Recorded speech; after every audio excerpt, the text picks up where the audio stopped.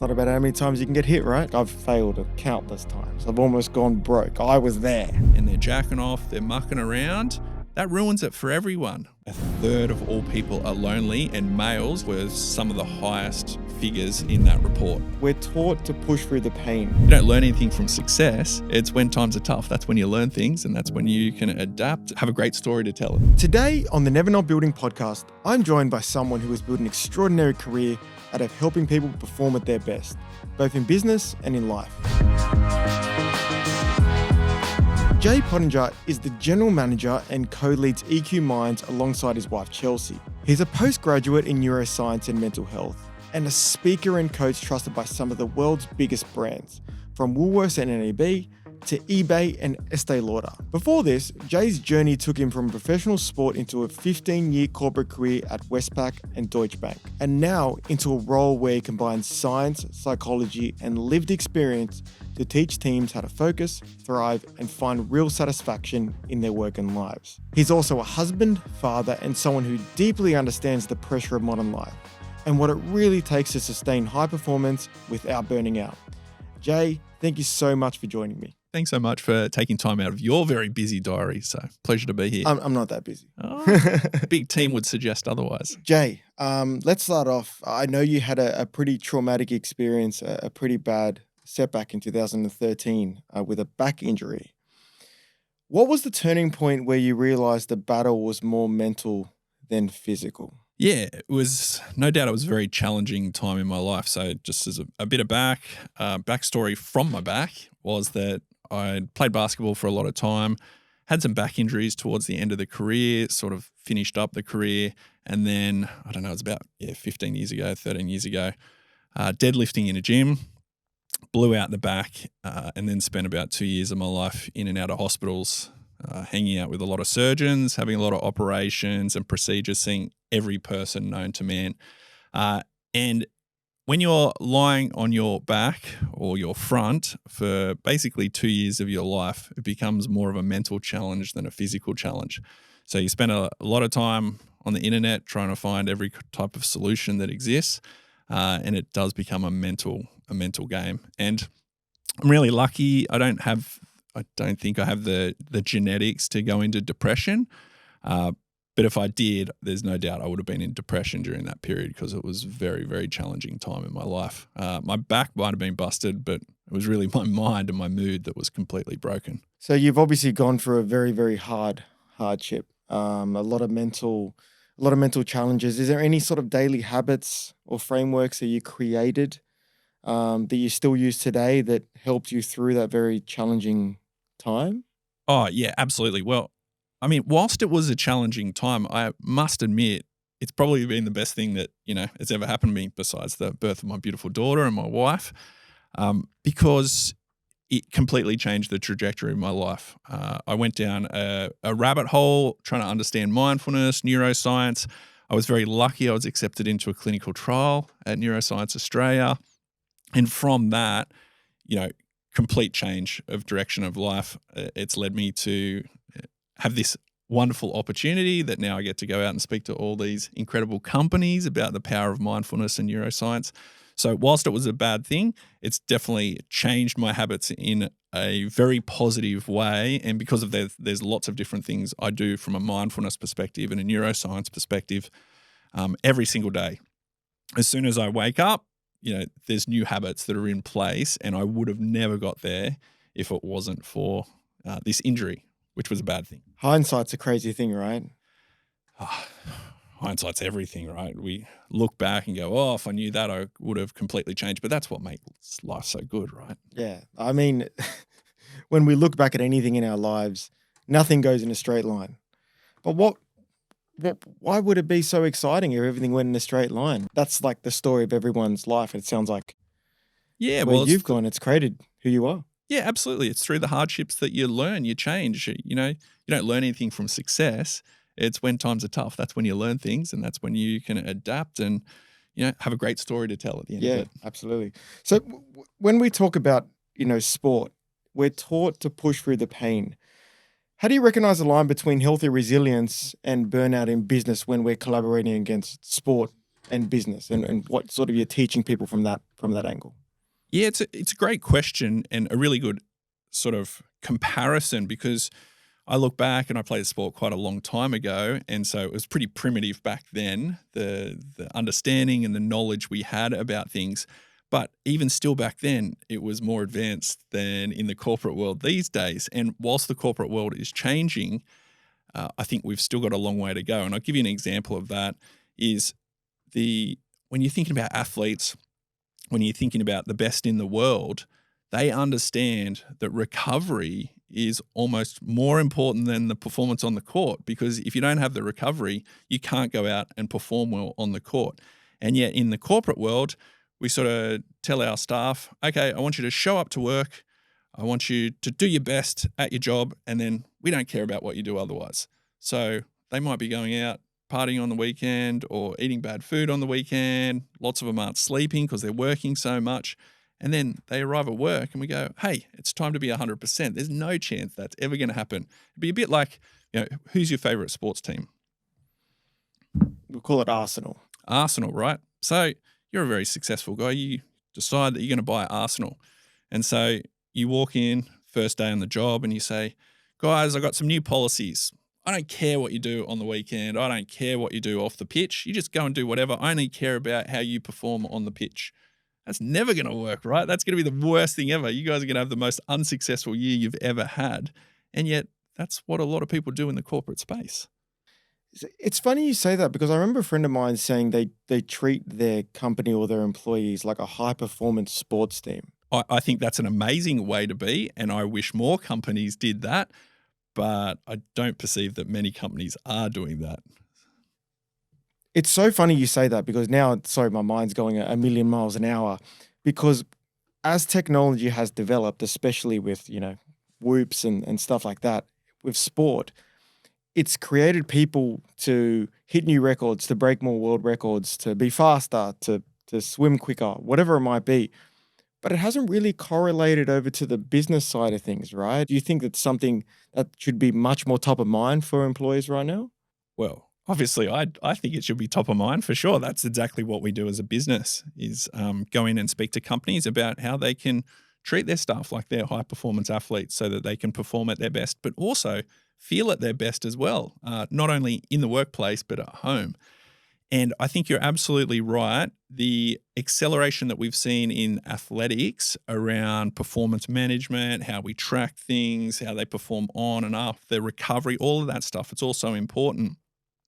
It's been a slow burn in the corporate world and it hasn't kept pace, not even close. But there has been some changes, and we are starting to see some owners, some executives starting to treat their teams like high-performance athletes, which is fantastic, but I think that's the exception rather than the rule. Yeah, I think more people are talking about it now. It's becoming such a much bigger thing. Oh, absolutely. There's more information. There's obviously social media people that are we're only just discussing creatine now. Everyone's taking creatine now.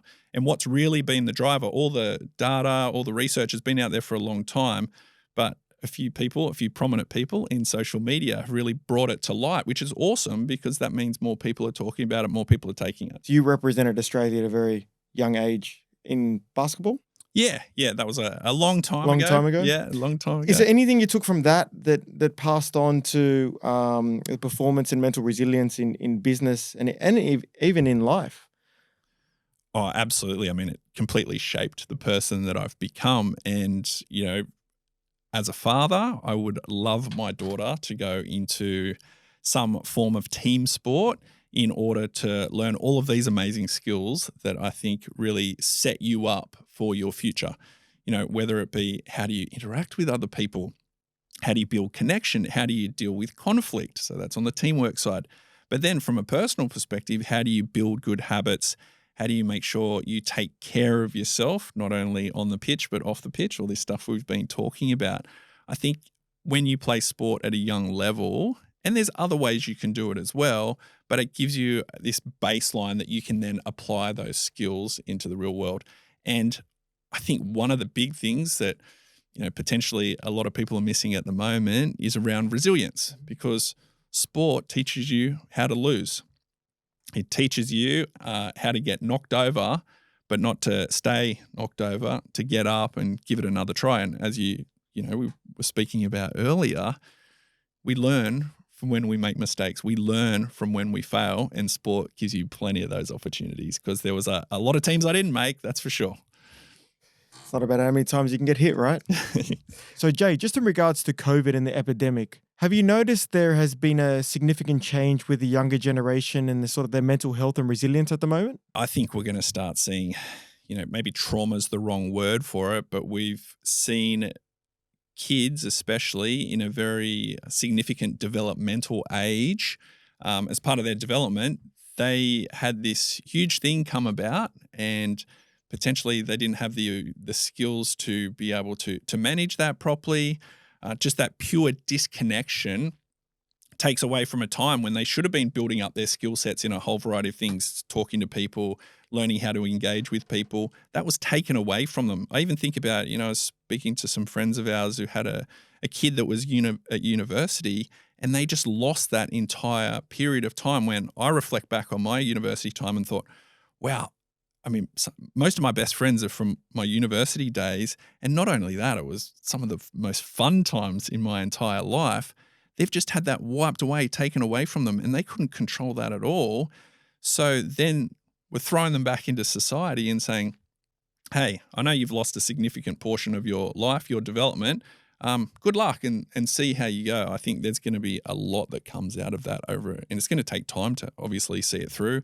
And I'm sure there's business leaders who are already seeing the impact of that. So yeah, I think it's going to be hugely popular. Personally, that's something that I've struggled with, right? Is that, like, if I'm developing these younger managers that never had too much experience, well, a lot of their working time was in that 3-4 year period, how do I teach them without teaching them in person on how to do it? It's become a challenging. It's become a challenging thing. Obviously, globalization has gotten a little bit better, but just teaching the younger generation that probably even never managed people to then go ahead and deal with the difficult conversations in person, on Zoom, on Google Meets, or whatever it might be. It's becoming a lot more challenging. Everything's more challenging. We were at a conference last year in the States, and they said that 49% of young people don't want to make a phone call. They'd prefer to communicate over a text message. How are you going to have a difficult conversation over a text message, right? That's very challenging to communicate all the different things, because communication is not about just the words, right? It's about this. It's about the interaction. It's about the look that you can see, the energy that you're picking up. You're taking all of that away from people. Very, very challenging times. So I'm sure you as a business owner, it presents some massive challenges. It does. It absolutely does. Okay, so let's talk about mental health and performance. So a lot of people go through this moment, even me. I'm not perfect, but just talking about sustainable habits. Is there a difference of what you see, the people that are sticking to the sustainable habits every single day and people that don't? Is there like a direct correlation of something that you can see from certain people that actually push through? You just think about compound interest. Put money in the bank, compound interest, it adds up. And it's like that from a health perspective as well. You do lots of little habits every single day that are positive, it's going to turn into a huge benefit at the end of the day. Whereas if you're jumping in and out, you just don't get that consistent build up. And I think you would have some much different outcomes as opposed to those people that are doing the little things right every single day. Yep. I have a question for you. And it was going back to what we're talking about when I moved overseas, and it was very challenging being by myself and stuff like that. But do you believe that, especially for a male, you can define a male's happiness based on their routine every day? Ooh, great question. It depends what's in that routine. So I think we're especially for males, we're in a loneliness epidemic. I don't know if you saw the State of the Nation report that came out back in 2023. It was like a third of all people are lonely, and males, young males especially, were some of the highest figures in that report. So when it comes to routines and certain young males can get very stuck on their routines, which is great from a health perspective, as long as you're bringing in social routines as well, so that you're not so rigid that you don't allow those connections to build with other people because your routines get out of the way. I know some young people, they're fantastic, but they're so stuck in their routine. It's like, have you been catching up with friends? Oh no, I got to go to the gym every day at this time, and that interacts with me having a coffee with someone else. So if those routines are so rigid that they're not allowing for flexibility to actually build other people into their life, I think long term that can have some negative consequences. I agree. Okay, so let's talk about neuroscience and how it can better workplace performance. Yeah, so neuroscience is a hugely broad term, but how our brain functions absolutely impacts the way that leaders can lead, not only lead others, but lead themselves as well. And so I think there's more and more knowledge that's been brought about in this space that we can all use to improve our performance. It's really interesting, right? The brain's about 2% of our body weight, and yet it consumes 20% of our energy. But how much of our time are we actually spending on making sure that we're investing in our brain so that our performance improves, our mental health improves, our connections improve?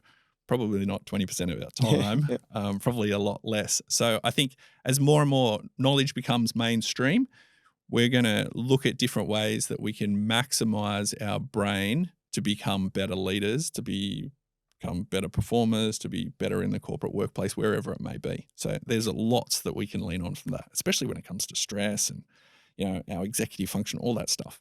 Do you think what we tell ourselves limits our ability as well? 100%, yes. The stories that we tell ourselves largely determine where we will end up, I think. There's lots to that in that. We'll just take a simple example. I saw you drive in this morning. You got a lovely car, very nice car. So when you were purchasing that car, did you start thinking about that car all the time? Or you start seeing it everywhere? Yes. Yeah. In short, yes. Yeah. Short. Everyone's cool has this car, right? Yeah. So when you are purchasing a car, there's a thing called the reticular activating system. It's a network of neurons in our brain. And basically what that does is it starts filtering out information that we want to allow in and filtering out information that we want to block off. So when it comes to purchasing a car, you say, oh, I really like that brand new car. It looks awesome. And you start seeing that car everywhere. That's the reticular activating system. And that actually works for goal setting and visualization as well. Because if you're always telling yourself, hey, I'm going to achieve this, your brain starts looking for ways that I'm actually going to go and achieve this. But if you're waking up every morning and you're looking at negative news or you're thinking about the stress in the world, your brain starts saying, hey, I want to start looking for stress. I want to start looking for negativity. I'm going to be so focused on this thing, and this story becomes all bad rather than going, hey, I want to spend time on positive things, on things that are going to further my success, that are going to make me better, whatever it may be. So stories, yes, absolutely. Our own personal stories are huge. So does then that go back to the workplace of like your staff being around happier people and getting everyone else on the same page? I'm assuming we're moving towards that. Very much important. We all know we've had a leader that's miserable and micromanages us and is always negative. How's that play on your culture of your business? It's toxic. You got to get rid of that stuff. Whereas you have someone that's inspirational, big smile on their face, always engaging with everyone. Very different, very different. Understood. I had a conversation with my business partner yesterday and he said, oh, like we're getting these small wins. I'm like, excellent. I'm very happy. And he goes, we just need to hang around more winners. Winners just generally win. What do you think contributes to that, to the winning, continuing winning mentality? Yeah. My question is, are they winning more often or are they trying more often? Maybe they're even failing more often, but you've got to try, you got to fail in order to win. And entrepreneurs, they're a different breed. My wife's an entrepreneur. She has a very different brain makeup than me. And she has this self-belief that I'm going to give things a crack. Now, people only see, you go on social media, you see the big win. You don't see the 50 fails that went along with that win. But you keep trying, you keep learning from what you're doing, and you end up with a win. And that's the one that you bank. And I think entrepreneurs do a much better job of having that self-belief, building that self-efficacy by failing that, oh, actually, if I do this once and it didn't work, but I can think back to that time that it did work, oh, I'll lean on that and that's going to help me progress to the next one. So that's most business owners that I know just try. It's just like try. It's crazy, right? It's like, oh, it didn't work. Cool. Did you keep trying? I personally, if even when I speak to my staff, I will never forgive someone who just didn't give something a crack. I will forgive someone, and me and my marketing team, we've had some serious conversations recently, and I'm not upset that something went wrong. I will always be there if they tried a million times and it didn't work. But if they don't try, I don't like, you know what I mean? I don't like lazy people. Oh, I didn't lose weight. Oh, I didn't achieve anything. Well, did you keep going? Did you learn from the mistakes you were making and change? And for me, even from a business owner perspective, it's like I've failed countless times. I've almost gone broke. And that's not just a conversation of like, I almost went broke. I was there. You know what I mean? Like, and so, but I've learned from that. How do you teach staff from that perspective? How do you teach leaders teach that to staff? Is there ways they can best communicate? Is there certain strategies or tactics they can use for their team to get them into that winning mentality? Yeah, there is a lot to that, something that I think a podcast probably won't do it justice because there's so much that goes into that, so much backstory that goes into that. But are there things that we can do to build self-efficacy, to build resilience? 100%. Absolutely. There is part of our brain called the anterior cingulate cortex.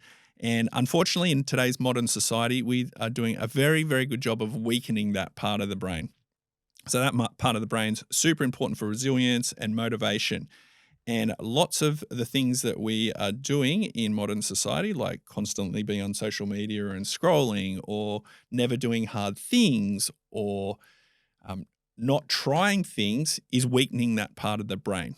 Whereas when you actually go out and do hard things, you fail at things, you push through barriers, that's actually strengthening that part of the brain so that we can be more resilient. It's like this muscle in our brain to be more resilient. And we can train our brains to be more resilient by doing those things that are hard. Jay, never to 10. Questions? And let me know what your thoughts are on them. If you lean from 0 to 10, if you're way off the scale, very curious to hear some of these answers. So back to this, meditation or workout? Well, I'm going to choose a workout. That's my personal preference. I think they're both very good for you, but I love those endorphins that you get from a workout. So I'm going to go workout on that. Awesome. And thank you for the journals, by the way, for the team. I appreciate it. But next question, journal or having a call with friends? Having a call with friends. We are in a loneliness epidemic at the moment, and connection is one of the key things to your happiness and your well-being. I think connection is hugely underestimated the power that it has. So definitely connection. Awesome. I would know we talked about this before and they probably go hand in hand, but having a good night's sleep or having a fantastic workout? I would say sleep is the elixir of life. The greatest performance enhancer known to man is sleep. So let's go sleep. But if you have bad sleep, then definitely make sure you do your exercise because it can offset some of the negative consequences that come from a bad night's sleep. It's just hard doing a good workout if you haven't slept. It's hard to push through, build that resilience, do hard things. A mindset book or a great podcast?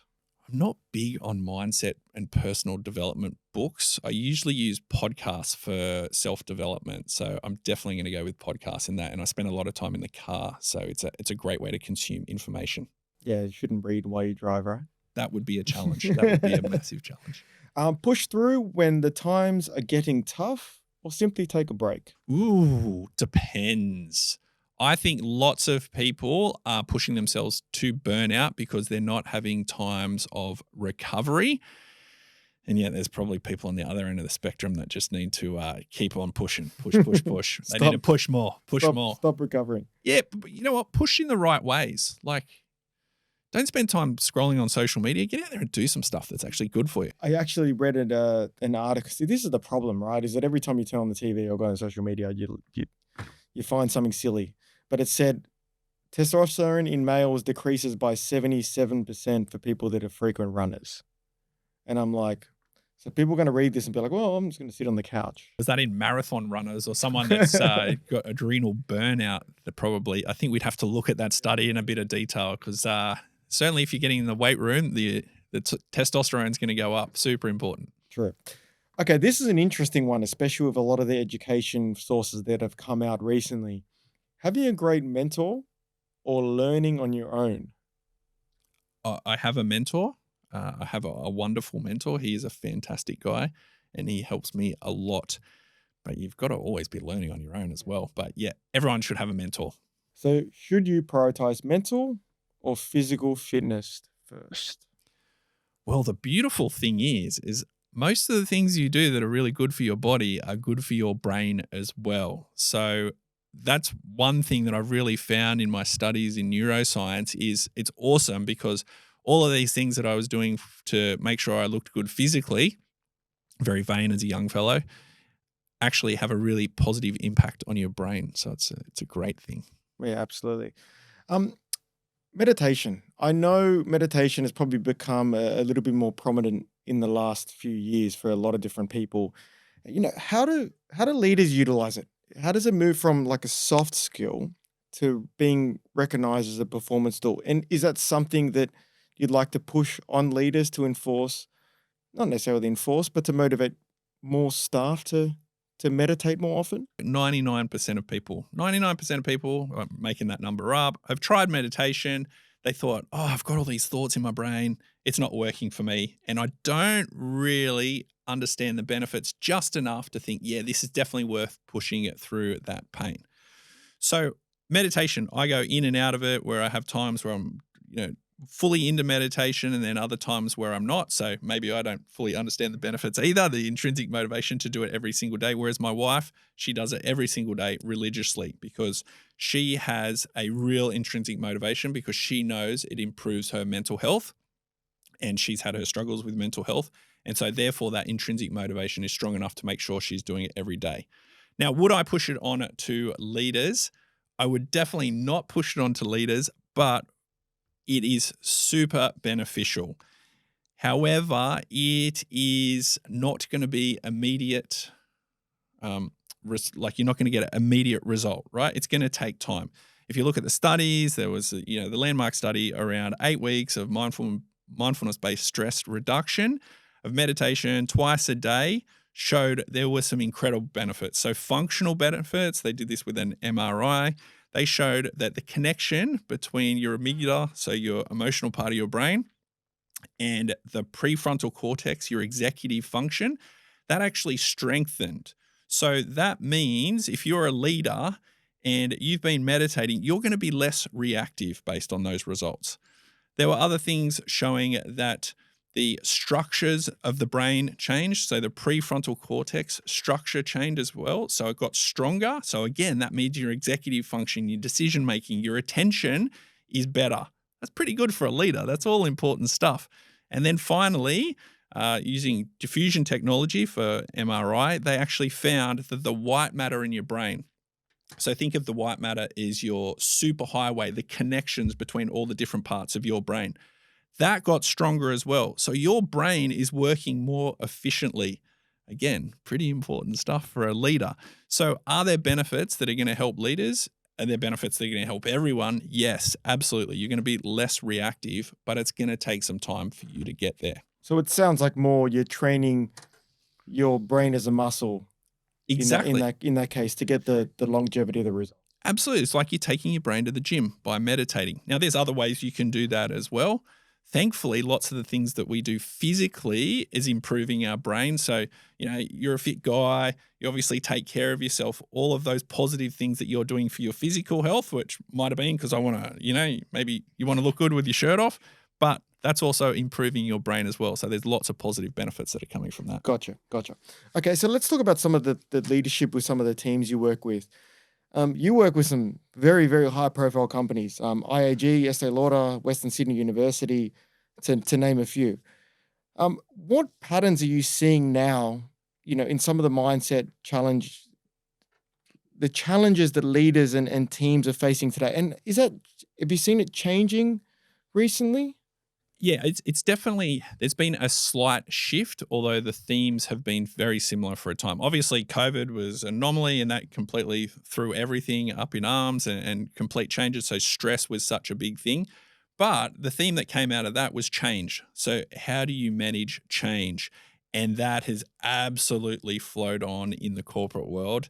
You know, you're a business owner. The pace of change is like never before. And now that we have AI overlapped over the top, it's just accelerating. Like the differences that we've had just from 3 months ago to now is incredible.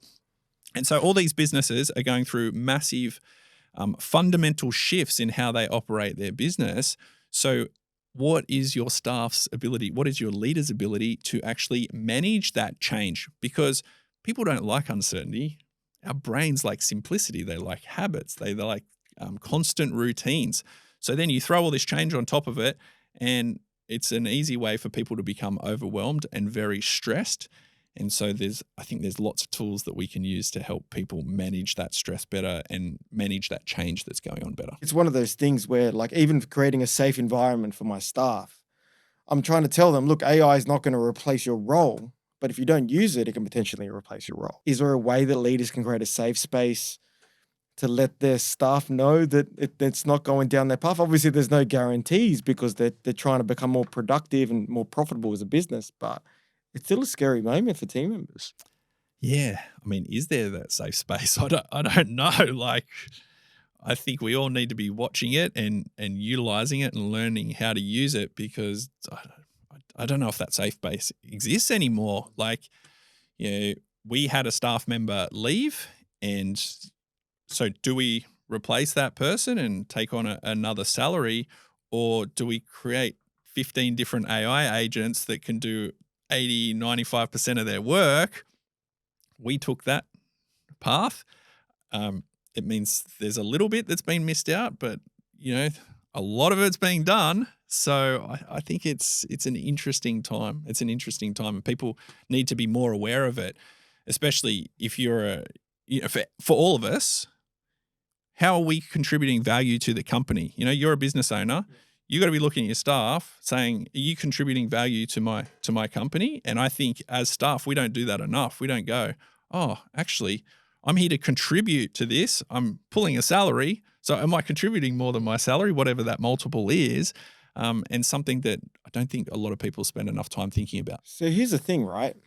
Who do you think is going to be most affected by it? Do you think it's going to be because obviously you can look at it from two different perspectives. You got the older generation who don't use it as much, especially my parents that probably wouldn't even know how to use it. But you got the older generation that don't use it. But then you got the younger generation who are not talented enough or educated enough or have enough managerial experience to do it, but they're the ones using the tools, quick smart. Who's going to be most affected by it? Do you think it's going to be the younger generation, or do you think it's just going to be the older generation who are going to struggle to get work? Because obviously it's still a very challenging time in the economy right now. Yeah, good question. I haven't given a lot of thought. I think the answer is everyone's going to be affected by it. And those people that are sort of retirees that are sort of just turning a blind eye to it, maybe they can scrape through depending on how long they've got. But if you're a young person, you've got to be looking at ways that you can start contributing value, adding value to business, because there's some big changes coming. And I think if you put your head in the sand, it's not going to be a good outcome for you. Yeah. And obviously mental health is still a massive thing, especially for a lot of the younger generation coming through. Is there a way that you can create, or is there a way that you teach leaders to create a safe space to talk about mental health or to develop their mental health? Yeah, I think a big part of that, and you know, we can talk about psychological safety and different ways that we can create psychological safety in a workplace. But I think the best thing leaders can do is to invest in themselves, because you know yourself, right? Like if you're an advocate for something, you become an advocate for that thing. So if you understand the benefits, if you're practicing it, you are far more likely to then sympathize with those people that might be going through mental health or that are taking, spending the time taking care of their well-being, because you understand the benefits from it. And therefore you are more than likely going to create safe spaces because you actually believe in that cause. And so educating leaders, helping people find out some of the benefits themselves, I think can be a great way to create that safety so that then it starts, that top-down approach starts flowing through. So one thing that I've always struggled with, especially for staff trying to keep them on the longer term play. I've sat there and I'm like, okay, I can give them more money every year, sure. I can try and keep them engaged by giving them education or whatever it might be. Is there one thing that I can do to improve the longevity of my staff in the longer term? Especially now, like with the amount of changes that we're making in our business, we've got the step challenges, we've got the Pilates, we've got all these events we're trying to team lunches with events we're trying to do together. But I have a feeling a lot of that stuff is very short-sighted. Is there a way I can keep or something you've seen with you working with such high performance teams, something they do to keep their staff in the longer term, especially with how many people are trying to move jobs quickly for more money and all that other type of stuff right now? Yeah, so there's definitely lots of things that go into that. I think you look back to how they look at things. You say, well, how do you attract people? It's usually money. How do you keep people? It's with the culture. And how do you build resilience and people that actually want to be on that journey with you over the long term? And that's by purpose. So making sure that you're employing people that are aligned with your company purpose, with your purpose as a person, because like-minded individuals are attracted to like-minded individuals. But, we've got a tiny little company, and if you ask anyone in our staff, what's the purpose of our company, they all know it. And they've all had their own, issues with mental health. So they're very invested. They've all got their own intrinsic motivation. But our job is to educate and empower people. That's the mission of our company. It's our purpose, and everyone is on that journey. And that's built this resilience in our team to keep going when we have setbacks, when times are tough. And I think that is something that we can all do as leaders, and something that when I look back 10 years ago when I was a corporate leader, I didn't do a very good job of this. I didn't make sure that everyone on the bus understood why they're on the bus and what we're actually doing as, that corporate entity. And I think that's something that we can do a better job of. It's funny you say that because when I first started out in digital marketing, I worked for a competitor of ours. And the leader was really, really good at getting the team and motivating the staff together as a group of individuals. He did really, really well. As soon as he got distracted, like, I want to become a billionaire, I want to start 400 other companies, everyone left. And that's something I'll never forget, is that even when I moved overseas and I had a lot of my team members in Australia, I felt like the culture was shifting a little bit, which is one of the big reasons why I came back. Um, it was just being present. It was being present with the staff. It was showing up, doing the same thing day in, day out, but also being there. And especially a few years ago, I wasn't as involved as I am now. But I am seeing that camaraderie come back together, which is going to lead me to my next point, which, whether it's a taboo topic or not, is work from home. I'm a big advocate of working from the office. I didn't like being by myself in COVID. I didn't like sitting at home. I actually just happened to renovate my office during COVID, and so I could be there every day. What are your thoughts on it? Is there a certain time period that you should say, whether it's 2 days, 3 days, 4 days, 5 days? I know the data's pretty fresh, especially for mental health and productivity. But what have you seen, and what do you recommend? It's a really interesting one, and everyone has their own perspectives on this. And it's a huge challenge that we hear about a lot in the corporate space, whether it's a big business or small business. And some people have very specific demands that they want everyone in the company there every single day. And then other companies are much more fluid and flexible about it. I'll tell you a bit of a story from, it was a big real estate company that we were working with, and they did a big staff survey around employee well-being and connection, all that kind of stuff. And the results came back, and there were 3 things identified by the young staff that were missing: personal growth, professional growth, and they didn't feel connected to their teammates. And yet what their number one thing was that they wanted to work from home.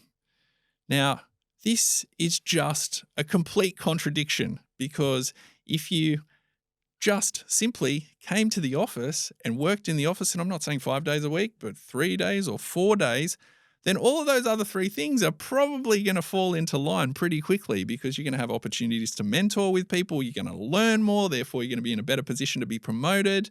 You're going to be connected to your colleagues. And yet people don't want to come to the office. So I definitely think there needs to be people in the office, whether that's 3, 4, 5 days. I'm probably lean towards the sort of 4 days. But the problem that business owners have and that managers have is that you always have to set policies to your lowest common denominator. So if you've got people working from home that 1 day a week and they're jacking off, they're mucking around, that ruins it for everyone, which is a real shame, because it shouldn't be a standard. It should be an extra. You should have to earn that ability to work from home and show that when you're working from home, you're actually contributing, that you're doing your deep work, that your output's, higher, if not higher than when you're in the office. But unfortunately, lots of people, once people worked from home, if you take something away, that whole loss aversion comes in, and people, you give them some. It's like if you start giving food to your employees every single day of the week, and then you take it away for 1 day. It's like, whoa, what's going on? It's like, well, no other businesses give you food, and yet it's been taken away, and now it's a big thing. So I think it should be a privilege rather than a standard. I promised I didn't pay him to say that. Although the marketing team here, they're happy. I'm glad I see them every day. What do you think do you think that certain people are better working from home and when they're not working from home? Because me personally, I can't do it. I've tried to get more done. Everyone's like, oh, I get more done working from home. I'm like, I've looked at the stats. You don't. It's not really the case. But anyway, do you think some people are the benefit working? You got the introvert, extrovert, all that type of stuff. Do you think different people adapt to it a little bit, in different ways? Yeah, absolutely. I think, and this is generalizations, but I think your high performers, assuming that they actually like to work from home, you put them working from home, they're still going to be high performers. Doesn't matter where they work. They're always going to be high performers. Winners win. Winners win. Yeah. But then there's a big percentage of the cohort that you send them from home, and productivity is probably going to come off a little bit. It'll still be okay. And then you've got that bottom 10, 20%, whatever it is. You give them that freedom to work from home, and they ain't going to do anything for you. Yeah. So yeah, it absolutely depends on the person. I personally have no issues working from home. Have a home office, it's great, no distractions. When the kids are at school, it's on. But there's no doubt that I lose time, right? Because as soon as my daughter walks in the door, it's over. It's over, right? Yeah, absolutely. So it's about understanding too, how long do you have? What are the different things? If there's a baby in the house, all that type of stuff, like people say, oh yeah, it doesn't distract me. Come on, let's get realistic. Yeah. So again, it depends on the individual circumstances. Yeah, I've seen or heard of staff working from the beach, and I have my own opinions on that. But I live in Gerringong, and it is so interesting that, as soon as that surf's up, there's all of a sudden an influx of people down from Sydney, and they got their laptops and they're sitting in the car park, and you're like, yeah, I don't really know if this is your most productive day. Great. Okay, just before we finish up, even for me as a business owner, looking at, when I look at spending money, I spend $1, I get $2 back. I spend $2, I get $4, whatever it might be. I think a lot of business owners, especially a lot of the older business owners, struggle with understanding that they need to invest in their staff's mental health and leadership. How could you explain they measure that ROI when it comes to motivating the staff, leading? So a lot of the stuff that you do, obviously, eventually it's going to lead to a monetary benefit for the team and the company. But is there a way that you can explain to companies and leaders out there how investing in your staff's mental health and investing in the quality daily habits that they do every day can lead to a financial benefit in the long run?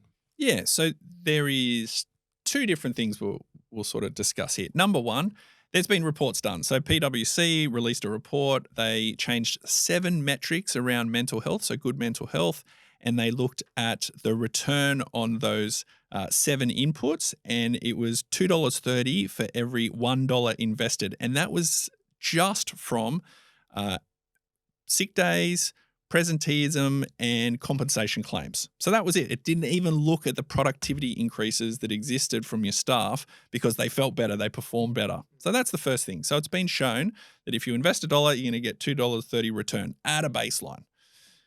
The second part of this is you're a business leader.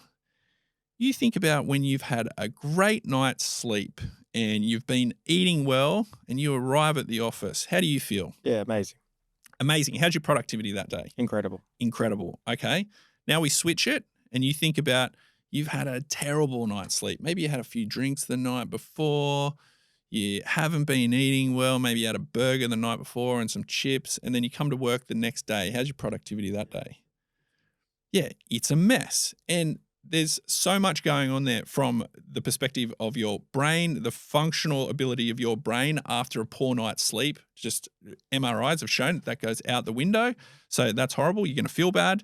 You're going to perform bad. There's going to be less connectivity between your amygdala and your prefrontal cortex. Therefore, you're going to be more emotional. You're going to be more responsive. You're going to say things you didn't mean to say.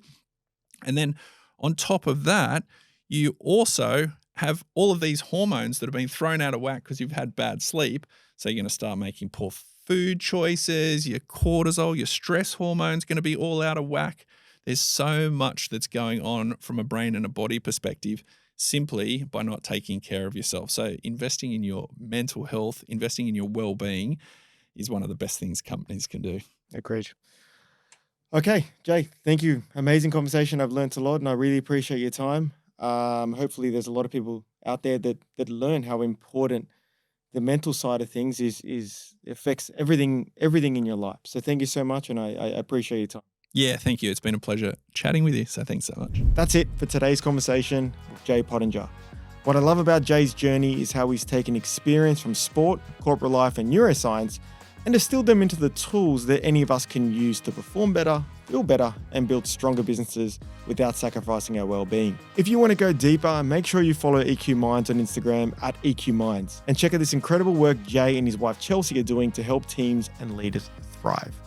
Jay, thanks again for joining me, and to everyone listening, keep building, keep learning, and I'll see you on the next episode of Never Not Building.